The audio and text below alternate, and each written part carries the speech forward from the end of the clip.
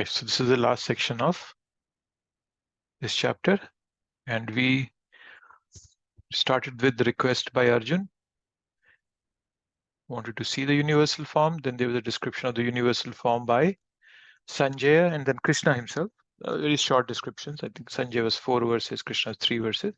And then there is a long section where we see our prayers by Arjun. He's seeing the fearful form of the fearful universal form.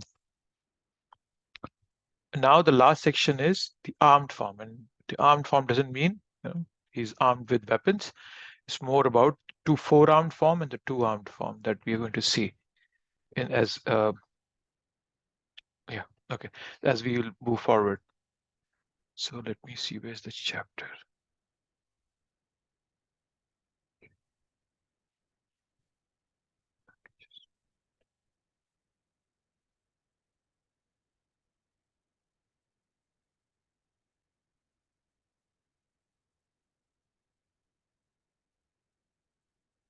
43.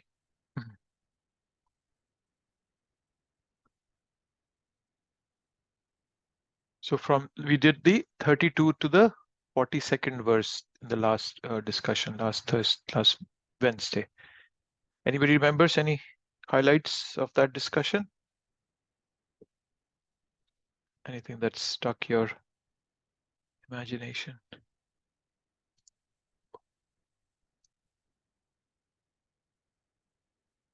Anybody?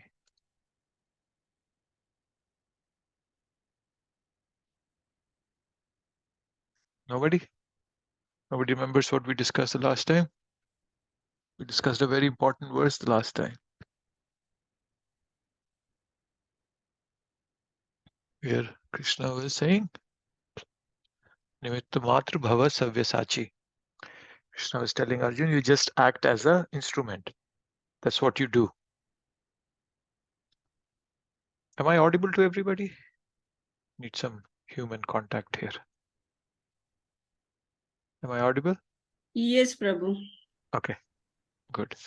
Yes, so in the last section, I think we did the 32nd to the 42nd verse last time. So Krishna was saying, the essence of that section was, Krishna was asking Arjun to be Nimitta Matra, just be an instrument.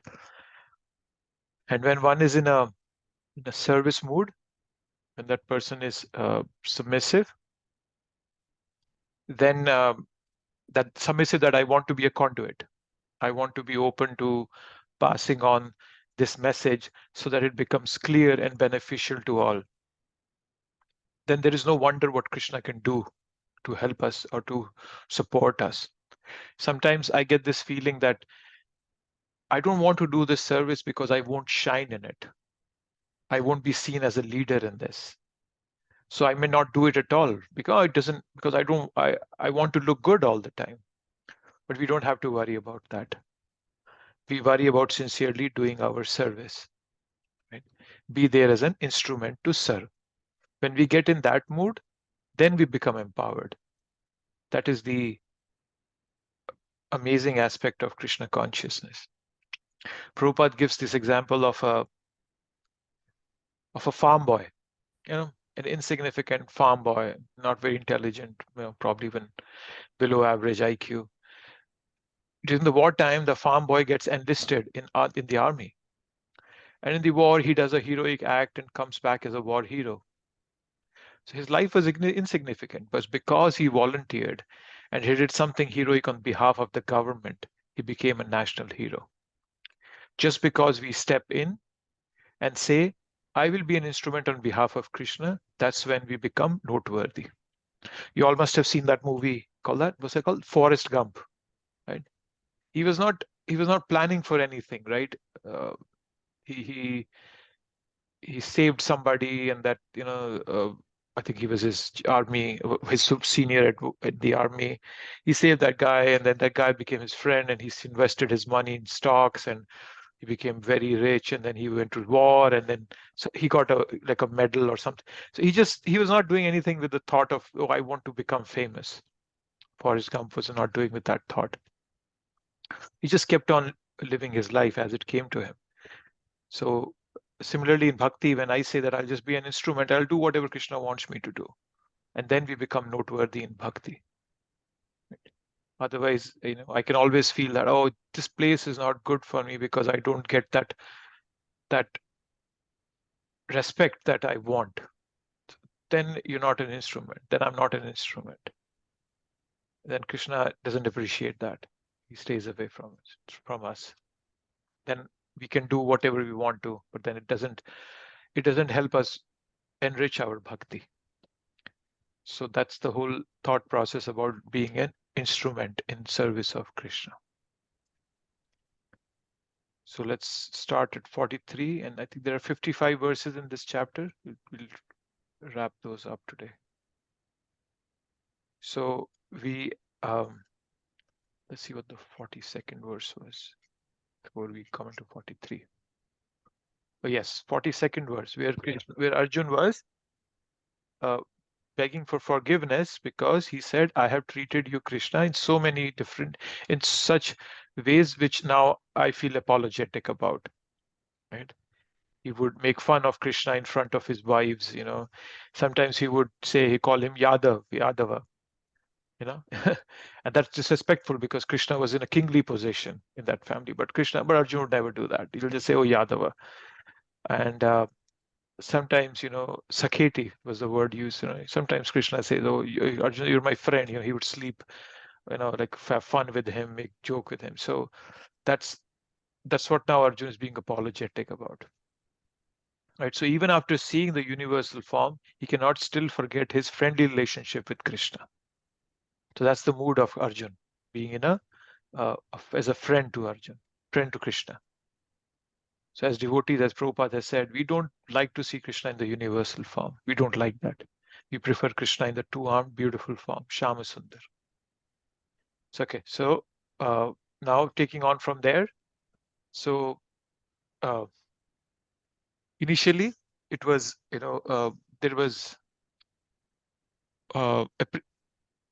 were prayers, there were obeisances, so there was glorification, there was obeisances, then this was an apology here. So now we're continuing in that section. This is 43 and 44 are also more like an apology and kind of in that tone. So that's where Arjuna is. So for 44, he'll be more like an apologetic mode. Okay. So let's see the 43rd one. You are a father of this complete cosmic manifestation of the moving and the non-moving. You are its worshipable chief, the supreme spiritual master. No one is equal to you, nor can anyone be one with you. How then could there be anyone greater than you within the three worlds, O Lord of immeasurable power? 43. Yes. So Lord of immeasurable power. So Arjun here explains Krishna's inconceivable powers, which were mentioned at the last verse also, right? In this verse, 42nd verse that we did, there was aparamiyam word was used, immeasurable, that Krishna is immeasurable. So now Arjun is further explaining what does that word aparamiyam means? What does it mean that he's immeasurable? Right? So how is Krishna immeasurable? Arjun is explaining this here. So he's saying you're the father of the world. You're the worshipable teacher of scriptures for the world, and therefore you're very venerable. There was a word used as Gariyan, which means you're very glorious because of these qualities, right? In all ways, Then and what are you glorious? You glorious than everybody else. There's no one equal to in the three worlds, in the whole universe. And then he's saying, "O person of what's that? Incomparable power." That is apratima prabhava. So he's saying you have incomparable power. If there is no one equal to the Lord, no one second to the no second Lord, there's no other Lord, then how could anybody there be superior than Krishna, right? So there is no one equal to or nobody superior to Krishna, right? That's the essence that Arjun is giving here. So somebody can use this verse to say that, hey, Krishna is asking us to be his servant. He's more like a master. But no, that's not what Krishna presents himself as. If you notice, in Srimad Bhagavatam as well as in Bhagavad Gita, how does Krishna present himself? He presents himself as a servant of his devotee. When Bhagavad Gita starts, what does Arjun, what do we see? Krishna is a charioteer. And similarly, when Bhagavatam starts, that's also we see him as a submissive charioteer to Arjun. So sorry, not Bhagavatam, Bhagavatam. So both the places are Krishna prefers to be introduced as a servant to Krishna, right? And also in Vrindavan, he is not treated as a king. Krishna doesn't delight in his godhood. When his godhood comes in the way of intimacy of love, he conceals his godhood, actually, right? He conceals his godhood. Like when Yashoda Maya saw the whole universe in Krishna's mouth, for a minute she thought, oh my God, my son is the Supreme Personality of Godhead. But then the very next moment, Yogmaya, Krishna asked Yogmaya to again put a curtain on Yashoda Maya's thought process.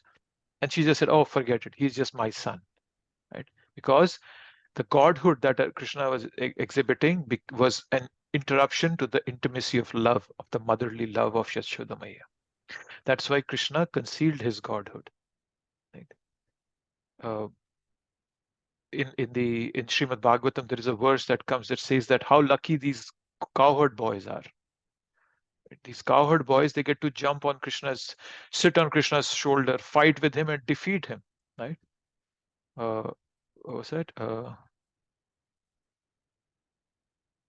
Satam Vijrahu Krita Punna Punja. That what hard work, what punna they have done. Right? Maya Shatanam Paradaivatena. Okay, I'm forgetting that verse. But yeah, so what it says, that verse says, is that what punya these cowherd boys must have done, that they get to sit on Krishna's shoulder, fight with him, defeat him, eat his food, share food with him. So that's so Krishna, when it comes to love, he doesn't bring his godhood in between. Even the cow, they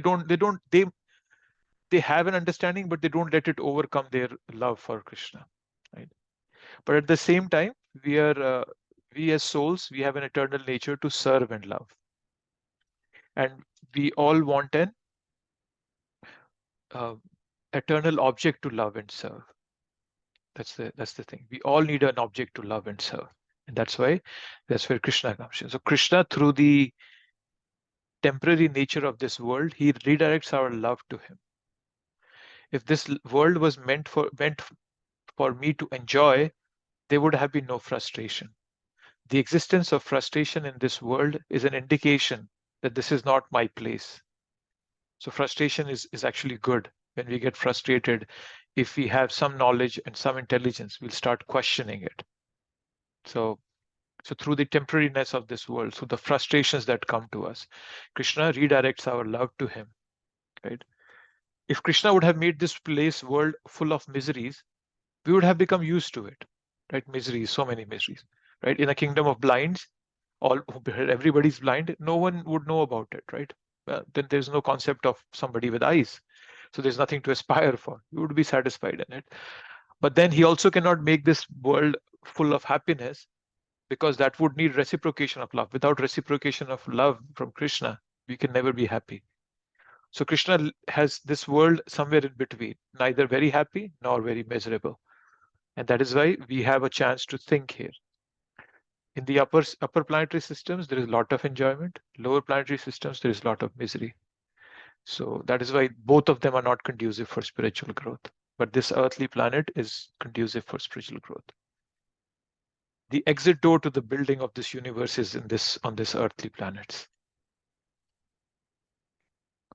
So let's see what Prabhupada is saying. The Supreme Lord Krishna has senses and a body like the ordinary man. But for him, there is no difference between his senses, his body, his mind, and himself. Foolish persons who do not perfectly know him say that Krishna is different from his soul, mind, heart, and everything else. Krishna is absolute, therefore his activities and potencies are supreme. The best policy is to follow the principles of Krishna. That will make one perfect. Okay. You are the Supreme Lord to be worshipped by every living being. Thus I fall down to offer you my respectful obeisances and ask your mercy. As a father tolerates the impudence of his son, or a friend tolerates the impertinence of a friend, or a wife tolerates the familiarity of her partner, please tolerate the wrongs I may have done you. Okay, this is interesting. So, interesting way of asking forgiveness here. So, uh, Pranidhai Kayam, that's the phrase that Arjun is using. What is that? Pranidhaya Kayam. Pranidhaya Kayam. So the word Pranidhaya Kayam means this, he's actual meaning Prabhupada is giving, laying down the body. But then what it means is that offering full dandavats, right? So Arjun is offering full pranam to Krishna now. Pranamya Pranidhaya Kayam. So he's offering obeisances by laying down for the full, with full dandavat pranam he's doing, right? And then he's saying, Prasadaye Tvam. So Prasadaye Tvam, he's begging for mercy. Be pleased with me, right? Therefore, so it's like the word tasmat indicates therefore. So there is something what he has said before. He is just making a conclusion on that basis. So he's saying, therefore, because no one is greater than you, I am bowing down to you, touching 8 parts of my body on the earth, right? So when we do pranam, when we do full danvats, there are 8 parts of our body that touch the ground. Our hands, our feet, our chest, our head, our voice and mind. Those things are being brought down. And when we do pranams, that is a time when our mind is lower than our heart. Generally, when we are standing, our mind is always above our heart. But only when we do pranam, our mind is lower than our heart. And that's the position we want to be in. Our heart getting because Krishna sits right in our heart. So we are no more giving importance to our mind. We are submitting our mind also. So that's what Arjun is saying. And then he brings out very interestingly, he brings out 3 examples: father, son, a friend, a wife with a partner, husband. Okay. So so Arjun is describing who can tolerate whose offense, right? So Arjun is saying, you tolerate my offense, you should tolerate my offenses, O Lord. And then he gives that who tolerates whose offenses. The father tolerates the son, the friend the friends, and then the wife of the husband or the partner. So and Arjun is considering himself as a servant. So he's saying, therefore, Krishna, you should forgive me. And now, interestingly, you'll notice that Bhagavad Gita talks of all the rasas, 5 rasas with Krishna. Here, for example, Arjun is mentioning. So the father-son relationship is Vatsalya rasa. Friend is Sakhya rasa. The wife is being talked about, that's Madhurya rasa. Okay. So one way or the other, Bhagavad Gita is mentioning the 5 rasas with Krishna.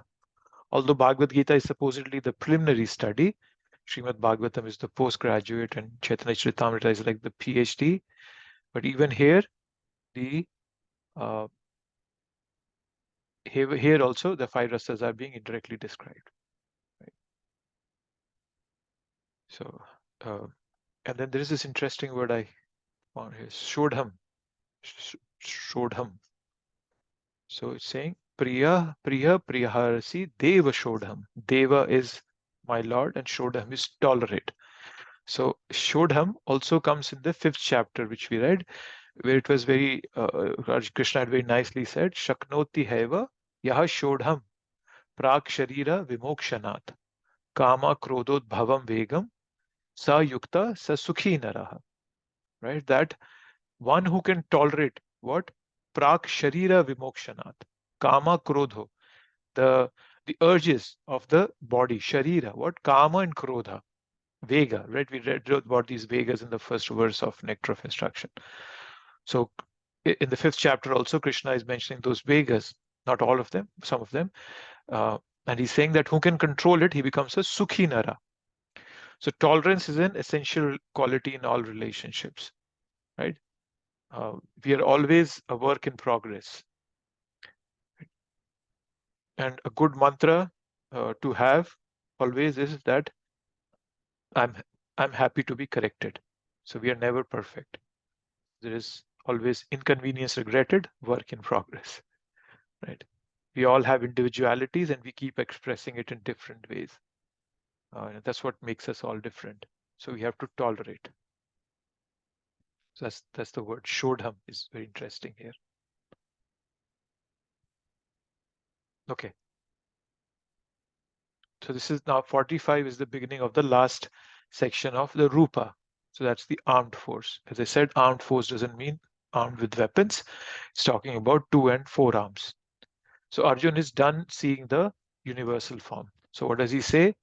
After seeing this universal form, which I have never seen before, I'm gladdened, but at the same time, my mind is disturbed with fear.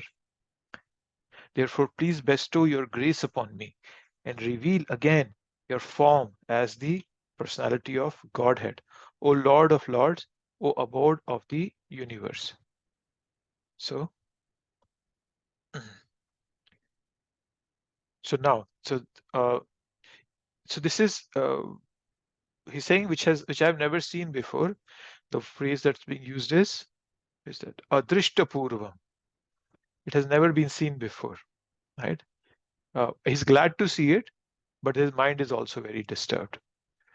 So now he's saying, reveal your form as the personality of Godhead. Please note that Prabhupada didn't say supreme personality of Godhead, right? So here Arjun is asking to see the four-armed form, Narayana. That's what he's saying, doing. Because so Arjun has been praying, giving obeisances and all that. So Krishna might think in his mind, oh, what is it that you want, right?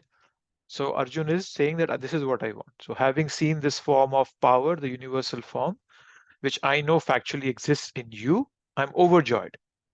I am happy that my friend has these extraordinary qualities, the extraordinary form, but my mind is agitated with fear, right?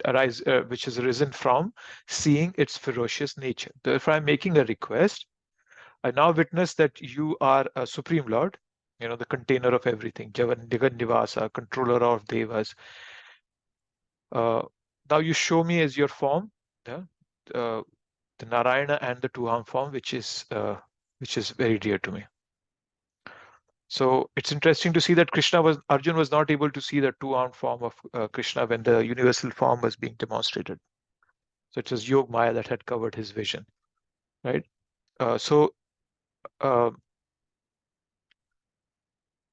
Even though initially this request of Arjun seems to come out of fear, that, oh, I'm afraid of this form, but it's fueled primarily by a far higher motive, which is love, right? His fear had been allayed when Krishna had assured that the Kal Rupa would destroy everybody except the Pandavas. So his fear was gone. So now it's his love that has motivated Arjun to ask Krishna to show his universal form, to more fully manifest Krishna's glory for the world to know. So that's why he was doing it, right? But now he has no longer interest in seeing the universal form. He loved Krishna and he naturally wanted Krishna to manifest himself in a personable form, and not in a blazing form that has been showing. And this kind of goes back to one of the earlier verses we read. Prabhupada was saying that this is I think it was right in the beginning. Let me see, where was it? Was it?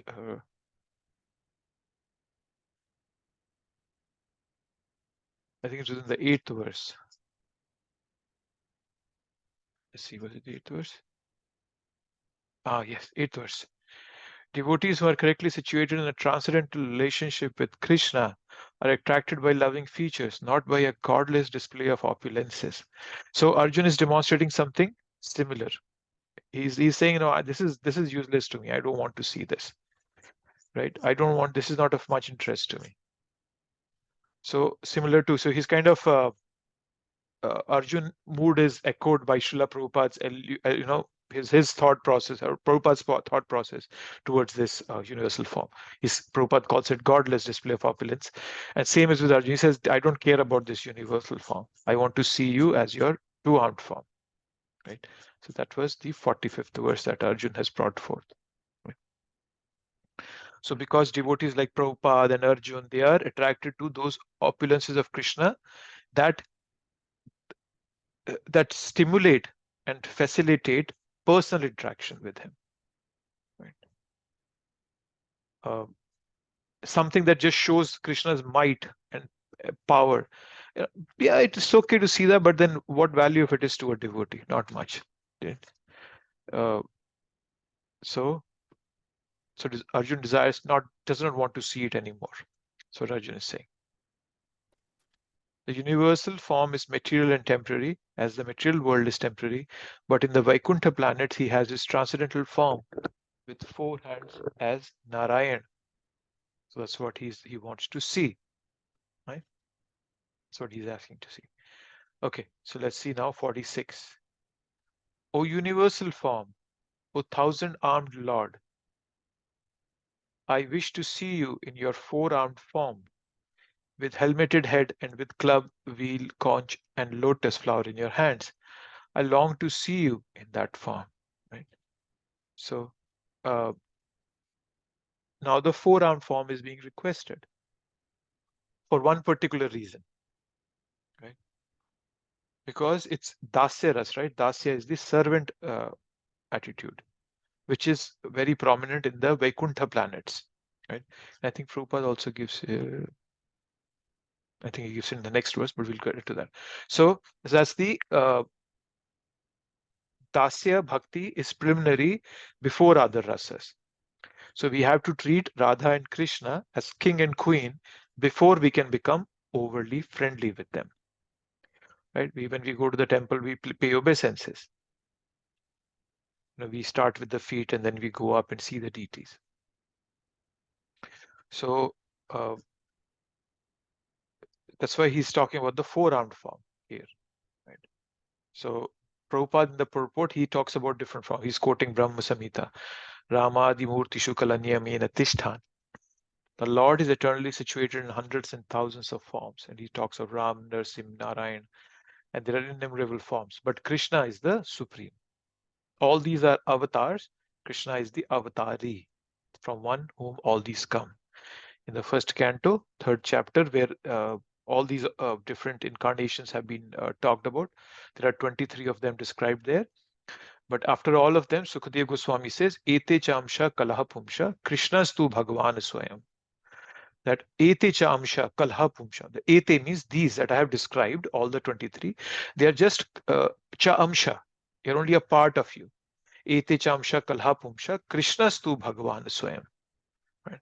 So the word in that verse 1:3:28, the word tu is very significant because it distinguishes Krishna from all the other. It categorically separates Krishna from all the other incarnations that have been discussed. So he's the original form from where all the other forms emanate, right? And Brahma Samhita also says, Diparchareva hi dashantaram abhyupetya, dipayate vivarta hetu samana dharma. Just like a candle, you use one candle to light many candles out of it. So Krishna is that original candle which was forever lit. So we use that to lit other candles. Right. So 3 things now been right. So there is the universal form, material and temporary. Then the Vaikuntha form, the 4-armed form that Krishna is going to show first, which is a manifestation of grandeur, opulence. And then there's the Madhurya form, which is sweet, beautiful, and the personal original feature of Krishna. Right? And Krishna always gives us a choice. What do you want to relate to? Even after listening the whole Bhagavad Gita, Sanjay was still in a Shantaras, awe and reverence. Right? In ISKCON, what we have been given by Prabhupada is to start as a dasya, as a servant. And then as we grow old in bhakti, then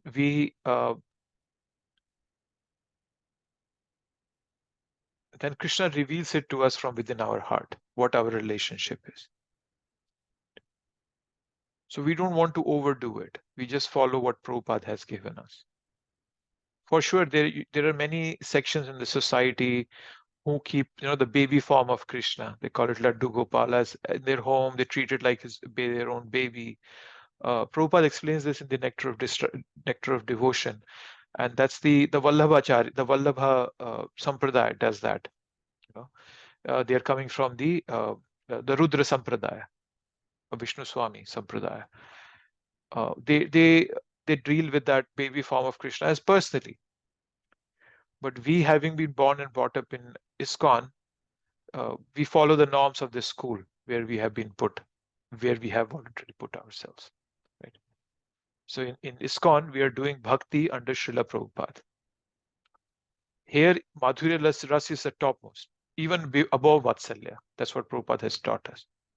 Eventually, Lord will reveal what feature we can relate with him to. And many of all these acharyas, they know what their spiritual position is. Bhaktivinoda Thakur has talked about his spiritual position in his poems. Bhakti Saraswati Thakur, Prabhupada. Obviously, they don't reveal it outright like in an open, but they all know what their true relationship with Krishna is in the spiritual world. But we, at least I, being a neophyte, I don't want to overdo anything. I start with the dasya mood of a servant. And from there, Krishna, if I do my service sincerely, then Krishna will reveal everything to me. I'll take a pause here. I've been speaking for a long time. Any comments? Any thoughts? Any questions? Something you don't agree with?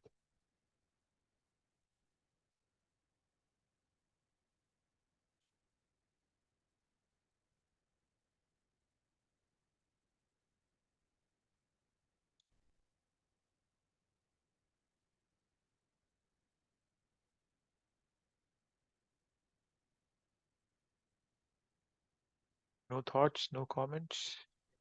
Hare Krishna, Prabhuji. Hare Krishna. Yeah, so I had a question. So we're practicing Madhya Rasa. So even for the Prabhujis, they also practice the same Madhya Rasa, Prabhuji? Or is it just the Mataji? You're saying Madhurya Rasa, right? Yeah, Madhurya Rasa. Sorry, Prabhuji. Yes, every living entity. First, I just want to clear one thing. We are not practicing Madhurya Rasa. Prabhupada has taught us that Madhurya Rasa is the topmost rasa. We are not practicing it. What we are practicing when we come to ISKCON as beginners, as neophyte as I am practicing Dasya Rasa. There are 5 rasas, starting with Shanta. Shanta is just in awe and reverence. There is no service in there. Dasya is the role of a servant. Krishna had a lot of servants. Daruka was one of his servants.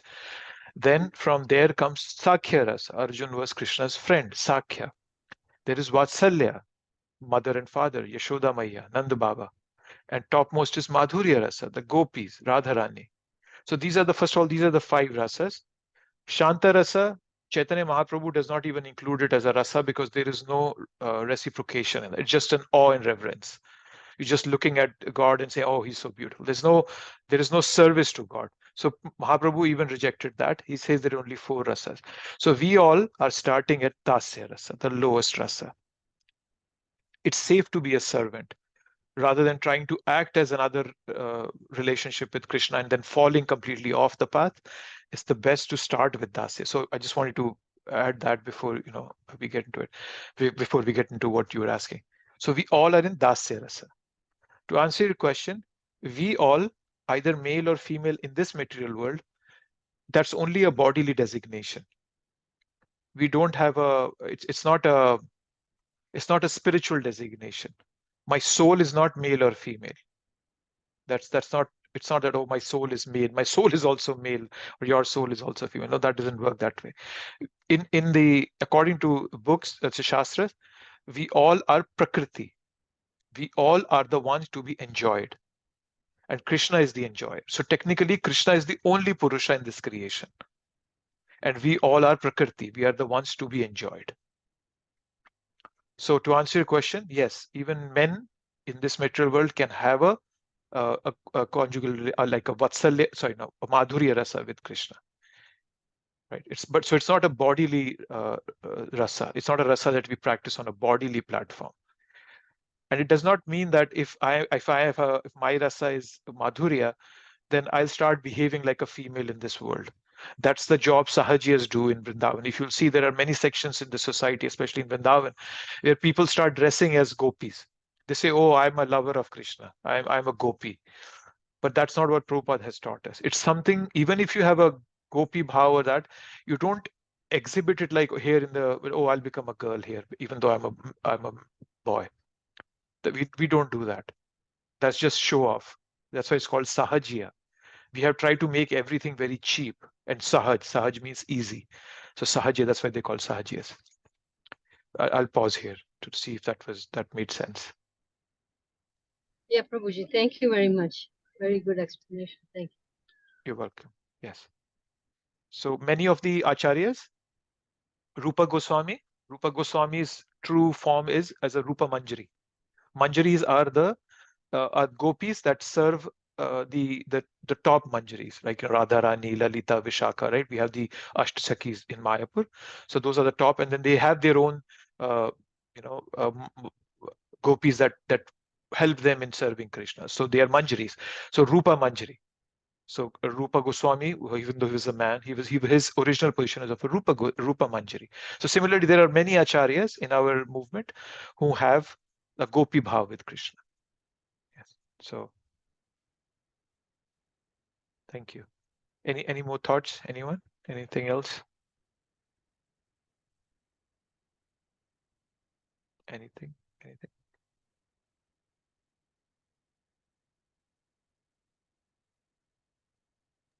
Hare Krishna Prabhuji. I just Hare have a Krishna. follow-up question to what you just described. I've heard that, is this different than the concept of how you view Krishna? Like some people view Krishna as their friend or their lover or their parent or their child. Is that different than what you're explaining here? Do you know what I'm trying to say?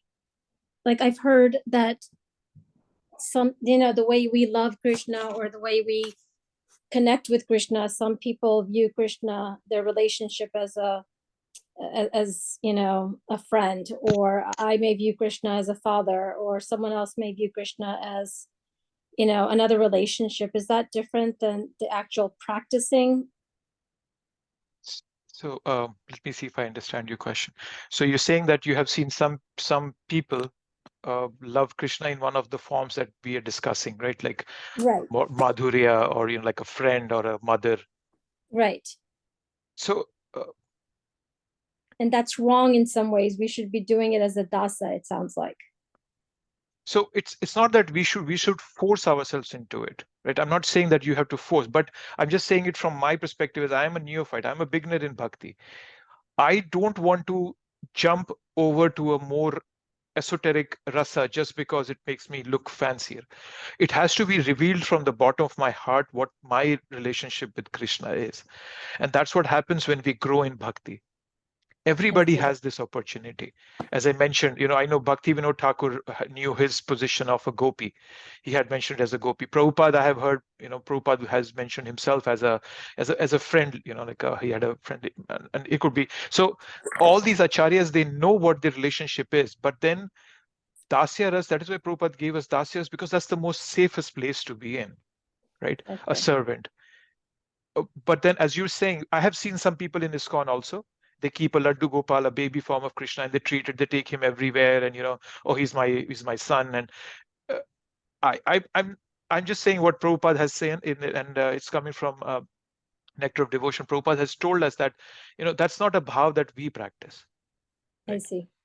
And you might have seen some people who might have kind of just be at that level of bhakti. They might have already realized who they are. So I cannot comment about that, but technically speaking, 95% of the people in ISKCON are still they don't know what their true relationship with Krishna is. 95% is also probably less. We're just talking about a few, these acharyas, these senior devotees, Prabhupada disciples. They might know it, but then the remaining lot that we are in ISKCON, we don't know what relationship is. So we should be in the safest position of a dasya, of a servant. Okay, that makes sense. Thank you. You're welcome.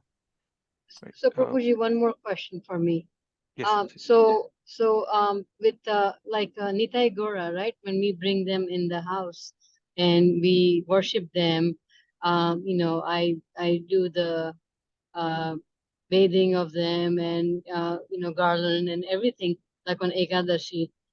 So couple of the devotees who are doing all of the puja and stuff in the temple, they said, so these are your new kids, you have to take care of them like your kids. So how do we I mean, is that what we do, like with Nitai Gora? So when devotees say take care of them,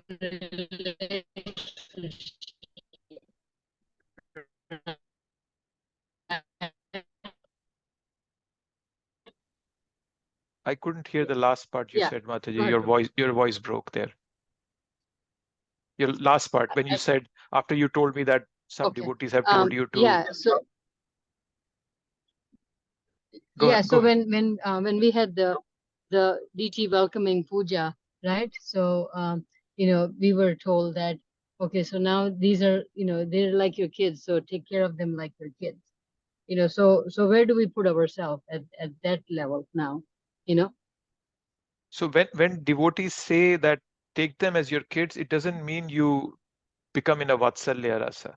That's not what they generally mean. What their meaning is, take care of them like you would take of your children. You know how much we are attached to our children. Right. Treat them that way. Not in a Vatsalya mood.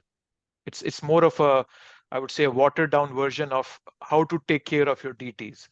Take care of them as you would take care of your children at home. But that doesn't mean you take care of them as in a Vatsalya mood. It just means that take utmost care to serve them. That's what it means when devotees say that. Okay. So I'll ask you the next question when I see you. Sure. Okay. So and understanding this, Mataji, is the reason we all have Gaura Nitai deities. Prabhupada wanted everybody to have Gaura Nitai deities, and because Gaura Nitai don't take any offenses. Okay. Right. That is the beauty of having Gaura Nitai as deities. Many people are very eager to have Radha Krishna at their house, but if I make mistakes in my service to Radha and Krishna deities at home, it can do a lot of repercussions to me. My bhakti can be affected. That is why once again coming into the dasya mood, I know that I am very full of mistakes and I'm full of faults, but I know Gaura Nitai don't take any offenses, and whatever I do, they accept it. That is why we invite Gaura Nitai to our house. We don't, but we don't come into a mood of Vatsalya and say, oh, these are my kids, I'll put them in a blanket, I'll take them to India when I'm going. No. The goal is to just teach us that how much attentive we should be to the service of these deities. Right. Different gurus in ISKCON have different thoughts, but I know that a common thing is we should not jump to Radha Krishna deities. It's not easy to serve Radha Krishna in a Madhurya Ras. That's only something very elevated devotees can do. Not for us. For us, we have Gaura Nitai and we serve them as servants, and knowing that I have a lot of faults in me, I can make mistakes, but Gaura Nitai don't take any offense. So, but at the same time, trying to do your best, like you would do it for your children. That's what the way to understand it is, Mataji. Okay. Thank you, Prabhuji. That's good. That now I know. I mean, so I am taking care of them like that. But I was like, what, like you said, if we make mistake, then they're very forgiven. Yeah. So yeah. Okay. Thank you, Prabhuji. You're welcome. So when we say the word rasa, sometimes the word rasa itself is not fully understood. So rasa is an eternal fact of life in relation to God. It's not just an emotion, right? It's an eternal fact of life in relation to God. And Mahaprabhu, that's what makes our tradition unique, the Gaudiya tradition unique, is that Mahaprabhu brought the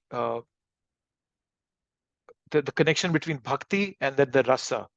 He brought it to the forefront. He asked his disciples to write books about this rasa. Rupa Goswami wrote Bhakti Rasamrita Sindhu, Nectar of Devotion. He wrote Ujjwal Nilamani. And, so that's the beauty of this tradition that we are in, that others also talk of rasa, but they have not given an analysis of it, right? So the whole step-by-step analysis has been given to us by Prabhupada, right? So it talks of, how it is an exhaustive analysis of it. So we don't just make it an emotion and, oh, today I'm feeling love for Krishna as a father, and today he's my lalla and I'll take him in my arms and take him for a walk. No, we don't do that. There is a proper process that has been explained to us. So and obviously, these rasas, they go far deeper than that. Even Madhurya rasa is further divided into two parts, and I wouldn't go into all those details, but understanding rasa is also a very, very deep process, and it's revealed to us. I don't grab my hand and pull it down. The mercy comes to me. Till then, I remain in dasya mood.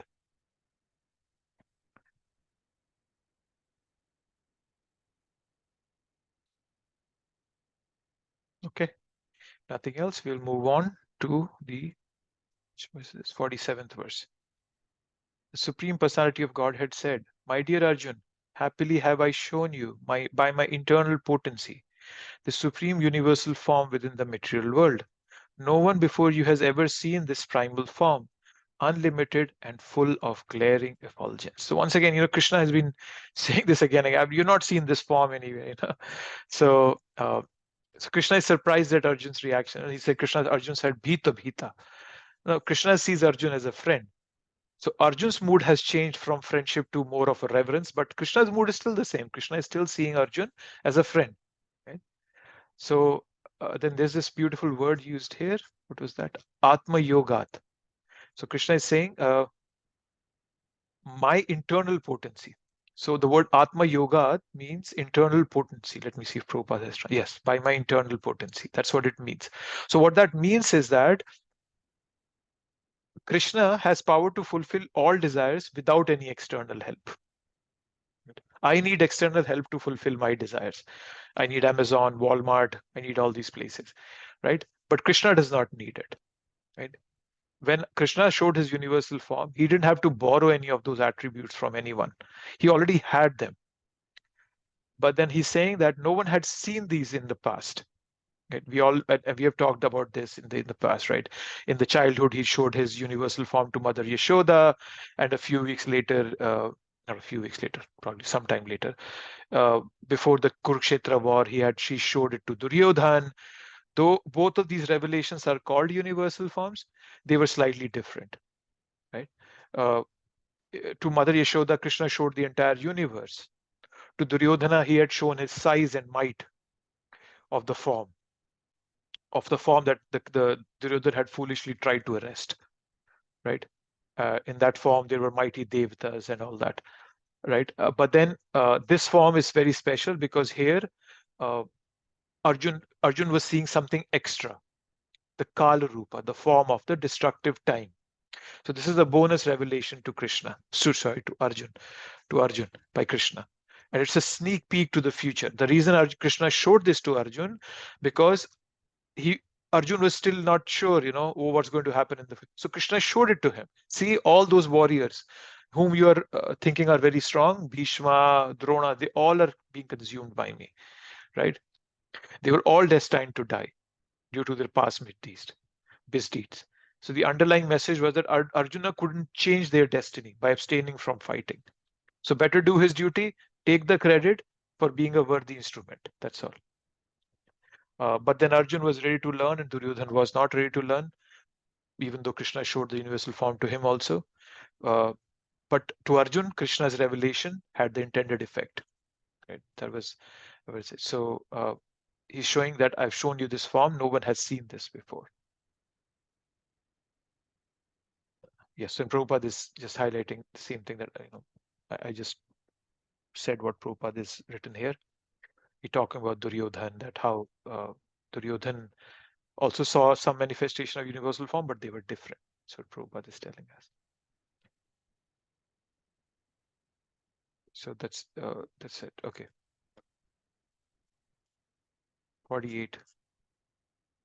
O best of the Kuru warriors, no one before you has ever seen this universal form of mine. For neither by studying the Vedas, nor by performing sacrifice, nor by charity, nor by pious activities, nor by severe penances can I be seen in this form in the material world. So now Krishna is very categorically telling us, he's saying that na Veda, na Yagir, na Danir, na Chakriya Bhir, na Tapo Bhir. So he's using na word 1, 2, 3, 4. 4 times the word na is being used here. So he's saying na Veda, na Yagya, na Adhyay, na Kriya. Right? So na Tapa. So all this is useless if there is no bhakti in it. So bhakti is what make all these paths of yoga valuable or noteworthy or worthful. Otherwise, there's nothing. And Krishna is saying that by these methods, you cannot see my Rupa, cannot see this Rupa. Without bhakti, one cannot see Krishna. If one has bhakti, then he can see Krishna in any of the forms. Through Veda, through Yagya, through Adhyay, reading scriptures, reading Vedas, through Kriya Yoga, through Tapa. Then it's okay. But if there is no bhakti, then you cannot see Krishna. Right? So Krishna is saying that this vision of the Lord is not easy to see, and they do not come by any material endeavor. Right? So we may think that, okay, are these all then material endeavors? Veda, Yagya, Adhyay, Danir, all these are material endeavors, right? So it's not necessarily material, but then they do not give us the highest spiritual advantage. You can get some benefit by reading Vedas, by doing Yagya, by doing Tapa, all that is okay. And obviously all this can also be in different modes. We will read this in the 17th chapter. Krishna will tell us that how many different dana, yagya, tapa, all this can be also in different modes. So it's not necessarily material, but it's not fully spiritual either. Right? For example, people who are in the mode of goodness can be sensitive, they can be thoughtful, right? And so their activity can be material or spiritual, right? But those in passion and ignorance, they're mostly materialistic activities, right? So it's just that Krishna is not completely throwing these out of the window, but then he's saying that if the key thing is missing, you won't get the vision, the vision of Krishna.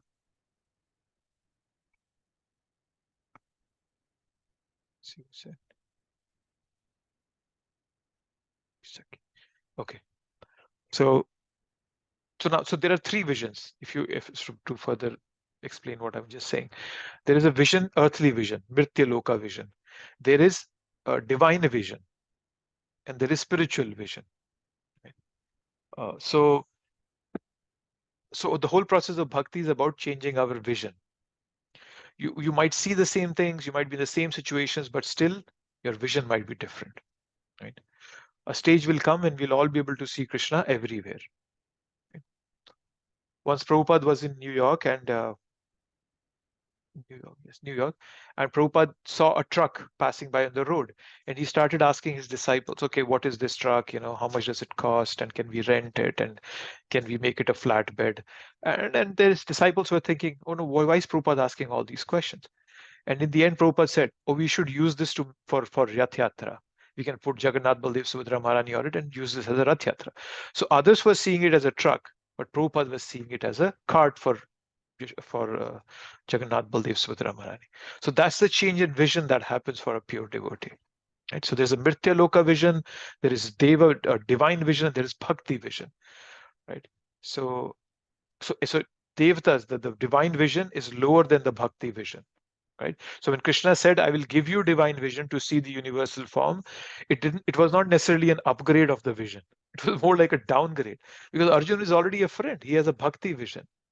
So his vision was actually downgraded from a bhakti vision to a demigod vision, right? Demigods like this vision. You all must have heard the Purusha Shukta prayers. They're in the Rig Vedas. What are they? They're all about recitation by the Devtas. Sahasra Shirsha, Purusha, Sahasra Aksha, Sahasra Pata, Bhumin, Vishvato, Vrityayat. So what they're saying, Sahasra Shirsha, you have thousands of heads. Sahasra Aksha, you have thousands of eyes. Sahasra Pata, you have thousands of feet. So what they are appreciating in the Purusha Shukta, all they're appreciating is this universal form. So Devtas like this universal form. So Krishna changed Arjuna's vision, but he did not change his mind. Mind was still in Prema Bhakti, right? So therefore Arjuna didn't like this universal form. Mind was still fixed in Prema, right? So that's why now Krishna is mentioning that you cannot see this vision. So by doing all these things, right? You can only see this by Bhakti, and Krishna will further elaborate this in the next verses.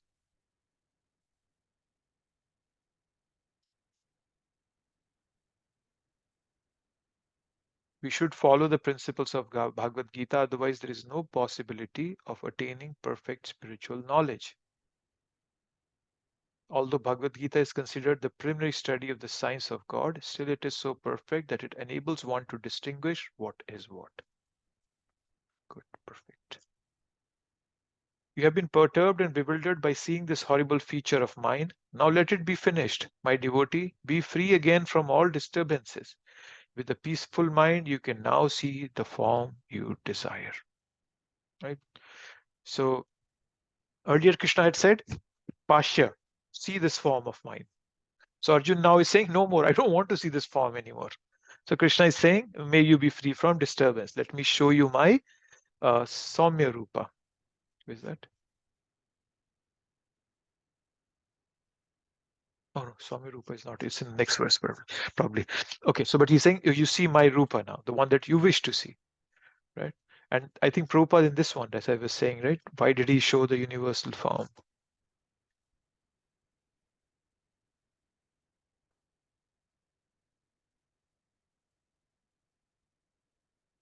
Oh yes, so Prabhupada is telling us, Krishna has showed his universal form to Arjun just to show him that these people were already killed for their unlawful action. Krishna didn't need to show the Kal Rupa to Arjun. He could have shown the same Rupa he showed Duryodhan or to Yashodamaya. And that would still be in a glorious one by itself. But there is a reason that Krishna is showing the Kal Rupa to Arjun. Right? Krishna was very upset with the silence of Bhishma and Drona.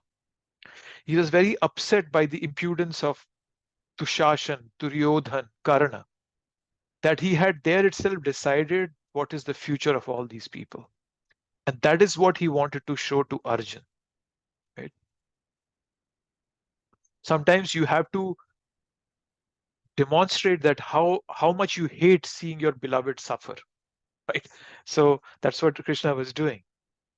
Right? So others were also killed, but some of these were chewed, right? We read that verse where Bhishma and Drona were being chewed by the Virat Rupa.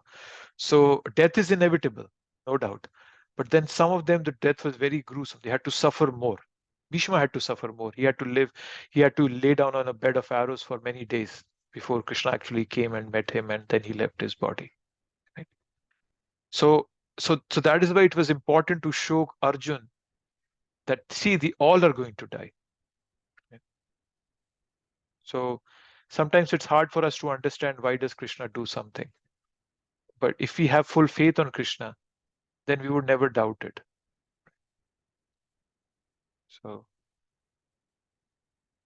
doesn't matter when we die, how we die, quality of life is important. Length of life, the duration of life is not important in bhakti.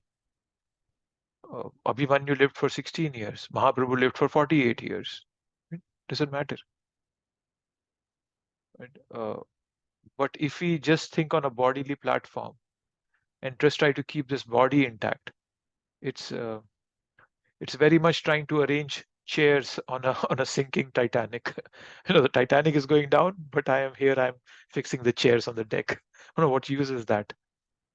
We have to get out of this consciousness of a bodily platform. Make life worth bhakti, or bhakti infused with life in our lives. You know, when Sant Tukaram, you all must have heard this story, when Sant Tukaram was leaving the Vaikuntha plane had come to take him home, he asked his wife also to come. And his wife said, no, I have to take care of my buffalo, which my father has given me. So just imagine what a buffalo consciousness. This world is like an international society for buffalo consciousness. I'm reading Bhurijan Prabhu's biography, My Glorious Master. I was impressed when the first chapter that he starts with, he joined ISKCON in New York, Buffalo, New York. I think he was at the State University of New York, Buffalo. That's where he joined. So the first chapter of his book, he says that journey from buffalo to a disciple. So he's considered himself as a buffalo. So it doesn't matter how long our lives are. It should be quality of a life that is important, which some of these people who were dying or had destined to die, they were not using their lives in that way. Duryodhan, Dushashan, Karna, and all this. So that is why Kal Rupa was shown to Arjun. 50. Who comes back? Sanjay comes back. Sanjay tells to Dhritarashtra, the Supreme Personality of Godhead Krishna, having spoken thus to Arjun, displayed his real four-armed form and at last showed his two-armed form, thus encouraging the fearful Arjun. So these two names have been given: Swakam Rupam, Saumya Vapu. The Swakam Rupam is the four-armed form, and the Saumya Vapu is the two-armed form. Prabhupada is telling, is the most beautiful form, right? So, so the four-armed form, which Krishna showed to Devaki and Vasudev in the jail, when he was in the jail. It's like a complexion of a blue lotus, and the others. He had four arms, conch, and all that in the forearms, right? But now Krishna shows his Saumya Rupa. That's the Krishna form, the two-armed Krishna form. So the word Saumya comes from the word Soma. Soma means the moon. So as you know, it's so peace-giving. So Saumya Rupa. So that's what she's telling us. Now Arjun comes back again. When Arjun thus saw Krishna in original form, he said, O Janardhan, seeing this human-like form so very beautiful, I'm now composed in mind. I'm restored to my original nature. This is verse 51. Yes, to my original nature. So when devotees, they take shelter of Krishna, they become, what do they become? Restored to the original nature. Restored to our original, that is our original nature. To take shelter of Krishna. And the phrase that Arjun is using, Sacheta Prakartim Gata. That's the phrase Arjun is using. That's our true nature, right? How do I know how much shelter I am taking of Krishna? Easiest way is to understand or to note or to observe, introspect. When change disturbs us, what do we do? Or does change disturb us? That's another bigger question. Whenever change disturbs us, our general thought is that Krishna should fix what is going on outside in this world. That's what we all pray for, right? But it is not about that. Right? To the extent the external disturbs us, to the extent it shows how much Krishna is not, I'm not taking shelter of Krishna. So Krishna, through those external changes, is teaching us that our internal shelter is not in him. Right? That is an important learning opportunity for us devotees. So how do we become Sacheta Prakartim Gata? Whatever happens to us, we take shelter of Krishna. And it takes a long time to come to that position. It's a hard work. But we all should constantly endeavor, not be disturbed by external factors. I get disturbed by so many things every time. But then we should try that. Okay, I won't let these things disturb me. It's all as we take all as Krishna's mercy. Right? So Prabhupada's purport is focused on Manusham Rupam. So Manusham Rupam means the original two-handed form, which looks like a human being. So Manusha doesn't mean mortal like us. Manusha just means human form. Right? God doesn't have a form like us. We have a form like God. Right? So we are not anthropomorphic. We are theomorphic. Theomorphic? No, theomorphic will be right word. Shaped as God's form. It's easy to connect to the two-arm form. Right? That's because we all are two-armed. Right? And Krishna, we are told there's a actually let me see. There's a verse in the Srimad Bhagavatam where we are told why did Krishna, or what does this Manusham Rupam actually mean? Let me see if I can. It comes in the 10th canto where the Ras Leela was happening. There was a verse in there. No, 33 chapter. Which verse is that? Yes, this is the one. And I will share this. Anugraha bhaktanam manusham dehamastita bhajate tadrishti krida yah shrutva tat paro bhavet. When the Lord assumes a human-like body to show mercy to his devotees, he engages in such pastimes as will attract those who hear about them to become dedicated to him. So that's the whole reason why Krishna takes this human-like form, comes to this world. He acts like a human, he bleeds, and he becomes fearful of Mother Yashoda running after him. We said we are in the Damodar month. So all that is just so that people can get attracted to him. That's the only purpose why Krishna takes this Manusham Deham. So the Manusham Rupam, that's the purpose of Manusham Rupam that we are being talked about here. And it's also here. Manusham Rupam comes in the verse also. So that's the purpose of showing the Manusham Rupam. So Anugraha Bhaktanam, that's 10:33:36. If anybody is keeping records. Anugraha Bhaktanam, which comes as a mercy to those devotees. 52. The Supreme Personality of Godhead said, "My dear Arjun, this form of mine you're now seeing is very difficult to behold. Even the demigods are ever seeking the opportunity to see this form, which is so dear." Now he's talking of his two-armed form. So for demigods also, when demigods go to pray to the Lord at the milk ocean, at the beginning of Bhagavatam, Lord Brahma says, he goes to the edge of the milk ocean and he prays to the Lord. They don't see the Lord. If you read in Srimad Bhagavatam, they don't get to see him. They just hear him. So the Devatas are also desiring to see the two-armed form.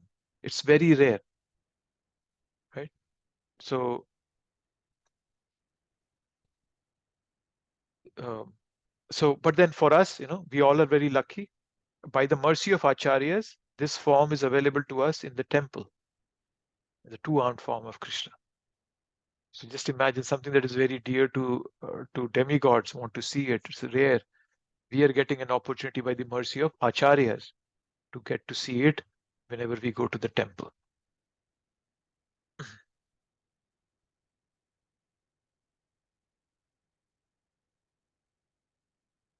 A foolish person may deride him, thinking him as an ordinary person, and may offer respect not to him but to the impersonal something within him. But these all are nonsensical postures. Yeah. Naham prakasha sarvasya yogamaya samavrita mudho yamna bijanati loko mamajam avyayam. Mudha, they are who don't know Krishna's form, right? Avyaktam vyakti mapanna manyante mama buddhaya param bhavam ajananto mamavyam anuttamam. So these are 7th chapter. There are 2 verses that Krishna clearly tells this. that people are foolish, they don't know me, that they think, oh, my form is material. So Krishna very clearly says that, but still people continue to do that. Think that, no, it's not Krishna whom we have to surrender. He's material. So this is a lot of things Prabhupada clears for us. The form you are seeing with your transcendental eyes cannot be understood simply by studying the Vedas, nor by undergoing serious penances, nor by charity, nor by worship. It is not by these means that one can see me as I am. Right? So the Vedic process, it takes us to Swarga. It gives punya, right? Penances, they're of no use if there is no bhakti. There is this story in Chaitanya Charitamrita when Mahaprabhu used to have his program at Srivasangam, Srivas Thakur's house. He wouldn't let anybody else come in. There was only a select group of devotees in there. Once Srivas Thakur let in a brahmachari, and that brahmachari said, "Oh, I want to see Mahaprabhu dance. I'm doing a lot of tapasya. I only drink milk. I don't do anything else." So Srivas Thakur thought, "Oh, he's a very pious person. Let me bring him into that select group." And Mahaprabhu stopped dancing that day, and he said, "Oh, for some reason, I'm not able to get that taste in dancing." And then Srivas Thakur told him, "Oh, I let this person in."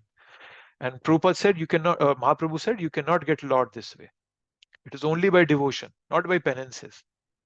Right? Giving charity is good, but doesn't necessarily prove it to be transcendental. Right? There are a lot of charities that are done. Harish Chandra. There is a character in our stories of Harish Chandra, who was the most he was the most charitable person, but that doesn't automatically give devotion, right? So then there's also a mention of worship. So this worship can be the worship according to Vedas. It's not necessarily deity worship, but it can also represent fire sacrifices, the worship we do during fire sacrifices. Right? So it doesn't necessarily mean the kind of worship we do in the temple. It has different meanings, but it cannot help. Nothing can help if there is no bhakti. So seeing is not literally seeing, as you would say it. Duryodhan also saw the universal form, but nothing happened to him because there was no devotion in his heart. Right? But on the other hand, they wanted to kill the Lord. Right? One may get to see, but not understand the significance of the vision. Seeing means to see with understanding. Then it's valuable. Otherwise, it's nothing important. One beautiful analogy, it says, if the eyes don't relish the beauty of Krishna, they are nothing more than the eyes on the feather of a peacock. If you all must have seen the peacock's feather, it has an eye on the feather. This is very much like that. There's no use of that eye. It's not functional, so we're not seeing anything. So then how can Krishna be known? That's just Krishna is telling very clearly. Undivided devotional service is the phrase that Krishna is using. Only by undivided devotional service. Ananya, bhaktya ananya. Only by that can I be understood as I am standing before you and can thus be seen directly. Only in this way can you enter into the mysteries of my understanding. Right? So once again, the word here used is tva. I mentioned to you that verse, right, from Bhagavatam. Ete chamsha kalapumsha Krishnas tu Bhagavan swam. So it's a similar word, tu. But, so it makes it puts bhakti in a very different category altogether. All the other paths need bhakti to succeed. We talked about Patanjali Yoga in the 5th chapter. It ended with Ishvara Pranidhan, that you have to become a servant of God, Ishvara. Then this Patanjali Yoga that you're learning will have any benefit, right? So what can we do once we have bhakti? We can gyatum. Gyatum means to know. Drishtum. Drishtum means to see. And pravishtum. This is an important word. Enter. Right? What can you enter? Prabhupada is clarifying that for us. You're not entering into Krishna. You're not merging into Krishna. What are we entering into? The mysteries of Krishna's understanding. Right? We still maintain our individuality. We'll never lose our individuality. But we get to enter into the mystery of Krishna. Prabhupada gives the example of a green parrot. When a green parrot enters a green tree, he might seem to have merged in it, but no, he still maintains his individuality. We will become Satchidanand, but we'll still maintain our individuality. Right? So all knowledge, all activity should move towards Krishna. Only then it is beneficial. First canto, second chapter. Dharma swanishtita pumsha vishvaksena kathasuyah nautpade yadi ratim shrama eva hi kevalam. If all our efforts, they don't, dharma swanishtita pumsha vishvakshena kathasuyah nautpade yadi ratim. Now utpade, if it does not bring what? Itnautpadi yaditrim shrama eva hi kevalam. If it does not bring bhakti into our hearts, it's only shrama, it's only labor, fruitless labor. So all comes from Krishna, and bhakti takes us to Krishna.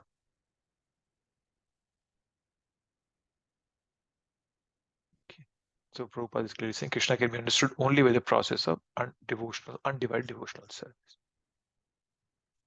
I'm not going to, this is a very long purport. I'm not going to read it. I hope you all are reading it. If you haven't, please read this. Prabhupada explains this concept of bhakti in many different ways. Yasya deve para bhakti yatha deve tatha guru. That deve and guru, when you have full faith on guru and you have and the Lord deve, then prakashante, all the knowledge is revealed to us. This is Swateshvatara Upanishad. Yasya deve para bhakti yatha deve tatha guru tasaita kathata hi artha prakashante mahatmana. Then Prabhupada also talks of Brahma Samhita. So yes, I'm not going to go all through this. You have to read it. There are so many references that corroborate the concept that Krishna is the Supreme. It's a very good purport. We should know these verses in case somebody comes back and says, oh, the other Vedas don't say that Krishna is the Supreme. You can always present it. You know, Prabhupada is saying, Gopal Tapani Upanishad, Krishno vai paramam daivatam. Right? And he's talking Brahma Samhita, Ishvara Parama Krishna, Satchidananda Vigraha. Right? Then I talked about Bhagavatam, Ete Chamsha Kalapumsha, Krishna's tu Bhagavan Swayam. In Bhagavad Gita himself, Krishna says in the 7th chapter, 8th verse, Mata Paratram Nanyat Kinchidasti Dhananjaya, Mai Sarvam Idam Protam Sutre Madi Ganaiva. So I'm not going to go all this, but well, I went through all of them, but please go through all of them in detail. If you can, keep these on in the forefront of your mind and always remember it, that this is what confirms that Krishna is the Supreme. And this is the last verse of this chapter. So here Krishna is going to end his discussion on bhakti. So this is kind of the summary. Prabhupada very aptly says, this verse is considered to be the essence of Bhagavad Gita. So this verse is the essence of Bhagavad Gita, and we'll see how it is. Right? So in the last verse, Krishna talked about bhakti ananya, right? Undivided bhakti. And what is it? What is this undivided bhakti? What is it? So Krishna is explaining in this last verse. So he's saying, mat karma krin. Mat karma krin means engaged in doing my work. So there are 3 types of work we all do, right? The work we have to do, the work we get to do, and the work we love to do. Right? And all those 3, which we have to do, we get to do, and we love to do, all of those have to be authorized by our Guru, and then it becomes Krishna's work. So we have to manage that work. Right? Sometimes, so let's think of some examples of all this. Work we have to do. Many people have to take management positions in temples. It's very much wearing a crown of thorns, practically. It's very hard to manage temples. It's a voluntary-based organization. Managing temples, you're in position. You're managing finance. You're managing, probably the prasadam services. All this is a tough task. So you have to do it, but you have to do it. Somebody has to do the service. Then the work we get to do. We get to give classes. We get to do all that stuff. So, and then there's work we love to do. What do I do when there is nobody watching me? When I'm left alone? What would I do? So that's the work we love to do. All of that has to be authorized by Guru, and then it becomes mat karma krin. Okay. So interestingly, Bible also has two instructions, right? Love God, and there's another one. What's that? Love thy neighbor. Love thy neighbor as you would love yourself, something of that sort. So, so this mat karma krin, all this mat parma, what Krishna is saying, all this is loving God. How do you love God? And then towards the end of this verse, there is also a verse of loving others. So let's read this. Did I read it? No. My dear Arjun, he who engages in my pure devotional service, free from the contamination of fruitive works, fruitive activities, and mental speculation, he who works for me, who makes me the supreme goal of his life, and who is friendly to every living being, he certainly comes to me. This part, friendly to every living being, is what the Bible says, that love thy neighbor. So similar to that. So what is the result of all this? Mam eti Pandava, you come to me. You come to me. Right? So in the 7th chapter, we began the Bhakti section. Here, Krishna is going to conclude the discussion of Bhakti. But then you might say, but Bhakti section has 6 chapters. What about 12th chapter? The 12th chapter is only about pure Bhakti. Till now, Krishna has talked about many different types of Bhakti. Mishra Bhakti and Karma Mishra Bhakti and all that sort of things have come. In 7th chapter, he's Rasoham Apsu Konteya Prabhashmi Shashi Shureyo, and I'm the taste of water. In the 10th chapter, we read so much, Starvaranam Himalaya and Tyutam Chalyatam Asmi and all that he mentioned. That was all mixed bhakti he's talking about. But he's concluding this verse, the Bhakti section, by telling how to become Ananya Bhakti, undivided Bhakti. And then he will fully discuss that Ananya Bhakti in the 12th chapter. Right? So he's using here Mam again and again 4 times. Right? So Krishna is asking us to engage in work for him. So highest level of work is doing Krishna's work. In the 9th chapter, towards the end, we heard in 27th verse, Yad karoshi yad ashnashi, yad jihoshi yadashiyas, yad tapasyasi konteya, mat kurushva madarpanam. Whatever you do, you'd offer to me. Oh, that's okay. That's good bhakti. But that's not pure bhakti. There's also some mishra in there, mixing in there. So, but then Krishna is asking here to do Krishna's work, deity worship, all the preaching activities, book distribution, all these are Krishna's work. Right? We may have temporary goals, no problem. The king has a temporary goal to maintain a kingdom, but Krishna should be our eternal goal. Okay? And this is tested when my temporary goals are mixed with, or when they clash with my eternal goals. Right? We have to push something into the background to bring Krishna to the front. Sometimes you don't have good relationship with devotees in the temple. What do? You put that on the back burner and you bring Krishna into the forefront. That serving Krishna is a priority, not serving myself. That should become secondary. I'm not saying this happens immediately. It takes some time for devotees to come, and I'm still struggling with that myself, but it surely comes. Right? That's how we consider Krishna mat parma. Right? Mat bhakta means become my devotee. And he also Krishna talks of Sangha. So the word Sangha generally means association. Here, Sangha is being expanded. Sangha is also talking about mental speculation. Right? So Sangha can be association, like with other living entities, but it can also be contamination at an internal level. So Sangha can also be an internal attachment. Right? External attachments, external association also leads to internal contamination. So he's talking about that kind of also. So so that's Sangha. So yes, so this is the Krishna is giving what is pure bhakti. And here Arjun has been told in this chapter that all will be killed. So conquer your enemies. Uttishta Bharata. But here Krishna also says, don't be envious of any living entities, including the Kauravas. So Kal Rupa showed that all are killed. So how can Arjun be nirvair? How can he be still non-envious? That's the mystery of Bhagavad Gita, mystery of purified consciousness. Arjuna doesn't have anything personal against Kaurava. His point is that they are against dharma and he's a servant of the Lord. So personal means that devotee has no self-serving agenda.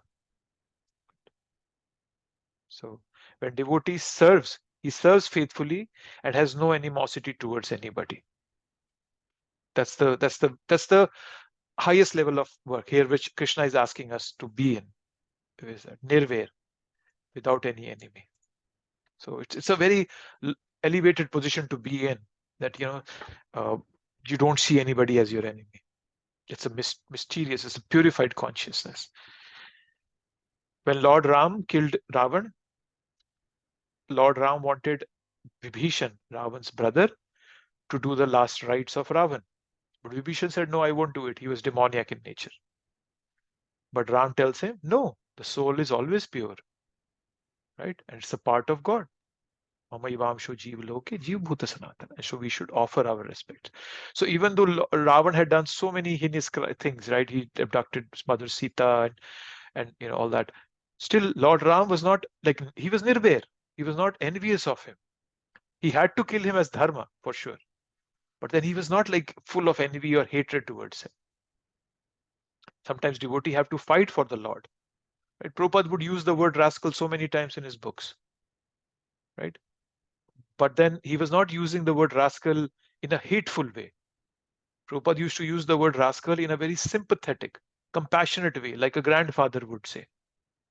Right? Prabhupada once said, Krishna, please give me knowledge to get these rascals back to you. So practical application of this verse is based on how we practice bhakti. How do we come to the level of ananya bhakti? Whoa, we finished right on dot. And once again, there is a big purport. Please read it if you haven't. If you have read, very good. But some very, very important points are being described here. Okay, I know we're at 8:31. Any last moment thoughts anyone has before we wrap up?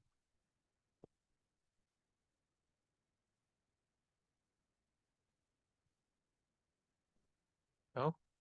Hare Krishna Prabhu, just wanted to say that again, today's class was really very, very good. And you kind of explained it so well that how we have to, step by step, how we have to